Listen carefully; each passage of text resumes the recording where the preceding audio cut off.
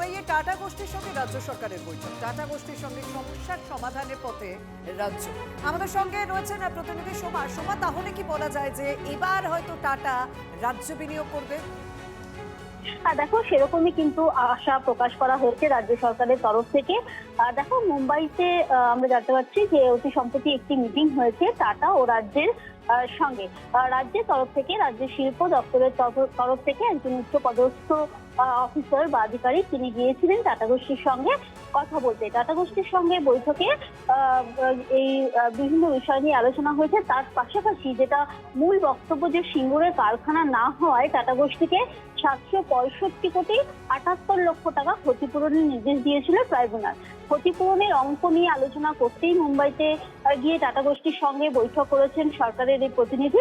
সিঙ্গুরে কারখানা না হওয়ার যে ক্ষতিপূরণের অঙ্ক ধার্য করে দেয় ট্রাইব্যুনাল, সেটা নিয়েও কিন্তু কিভাবে সমস্যার সমাধান করা যায় সে বিষয় নিয়ে আলোচনা হয়েছে। এর পাশাপাশি কিন্তু যে টাটা গোষ্ঠীকে এই রাজ্যে আমন্ত্রণ জানানো হয়েছে, কারণ যেটা বলা হচ্ছে, আমরা কথা বলেছিলাম শিল্প বাণিজ্য মন্ত্রী তাপস রায়ের সঙ্গে, তিনিও যেটা বলেছেন যে তারা কিন্তু আশাবাদী, কারণ তৃণমূল সরকারে বড় ক্ষতি করে দিয়েছে টাটা চলে যাওয়ার জন্য। তাই টাটাকে তারা আমন্ত্রণ জানাচ্ছে যে এই রাজ্যে আবার তারা বিনিয়োগ করতে পারছে।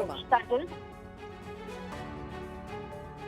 প্রাথমিক স্কুলের শিক্ষক ও শিক্ষাকর্মীদের এখনই সারপ্লাস বদলি করা যাবে না।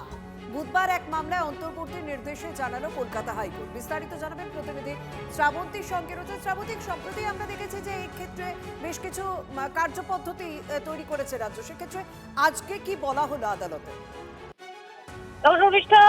এই সারপ্লাস বদলি যে সমস্ত মামলাকারী চেয়েছিলেন তাদের বক্তব্য ছিল যে সারপ্লাস বদলির ক্ষেত্রে বয়সের মাপকাঠিতে একটা বিভ্রান্তি রয়েছে। বদলির আবেদনের ক্ষেত্রে কারা আগে প্রাধান্য পাবে সেটা সঠিকভাবে হওয়া দরকার রয়েছে। বয়সে প্রবীণ হওয়ার ভিত্তিতে নাকি কর্মজীবনে বেশি হওয়ার ভিত্তিতে প্রাধান্য দেওয়া হবে, এই বিষয়ের উপরেই রায় দিতে গিয়ে আজকের কলকাতা হাইকোর্ট প্রাথমিকভাবে জানিয়ে দিয়েছে যে সমস্ত প্রাথমিক স্কুলের শিক্ষক এবং শিক্ষাকর্মীরা সারপ্লাস বদলি চাইছেন তাদের এখনই বদলি করা যাবে না। কারণ বুধবার এই অন্তর্বর্তী নির্দেশে যেটা জানানো হয়েছে যে একটা এসওপি নতুন রাজ্য সরকার তৈরি করেছে, ফলে অভ্যন্তরীণ প্রক্রিয়া যাতে চালিয়ে যাওয়া যেতে পারে তার জন্য আপাতত এই সারপ্লাস বদলি করা সম্ভব হবে না। ধন্যবাদ। ঝাড়খণ্ডে গ্রেপ্তার মাওবাদীদের বঙ্গ ব্রিগেডের 3 নেতা নেত্রী। পুরুলিয়ার সারান্ডা থেকে পালিয়েও শেষ রক্ষা হয়নি। কাদের গ্রেপ্তার করা হলো বিস্তারিত জানাবেন প্রতিনিধি তপন সঙ্গে রয়েছে। তপন, দেখো, ঝাড়খণ্ডের সারেন্ডা জঙ্গল থেকে যে মাওবাদীরা সরাইকল্লা এলাকায় ঢুকে গেছিল, সেই মাওবাদীদের মধ্যে 3 জন গ্রেপ্তার হয়েছে। এই 3 জন যারা রয়েছে মদন মাহাতো, বীরেন এবং মীরা পাহাড়িয়া, এরা 3 জনায় পশ্চিমবঙ্গের বেশ কিছু ঘটনার সাথে যুক্ত এবং বিভিন্ন রাজ্যের বিভিন্ন থানায় তাদের বিরুদ্ধে হামলা এবং খুনের অভিযোগ রয়েছে। সেই 3 জন যারা গতকাল ভোর রাতে গ্রেপ্তার হয় সরাইকাল্লা জেলাতে।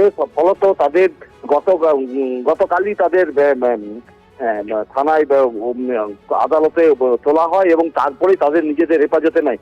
তোমায় বলি যে এই মীরা পাহাড়িয়ার বাড়ি হচ্ছে পুরুলিয়ার বাঘমুন্ডি থানার আমকোচা গ্রামে। তুমি জানো যে এর আগে একটি AK-47, একটি 9mm পিস্তল সহ প্রচুর কার্তুজ এবং ওয়াকিটকিও উদ্ধার হয়েছে। ধন্যবাদ তপন।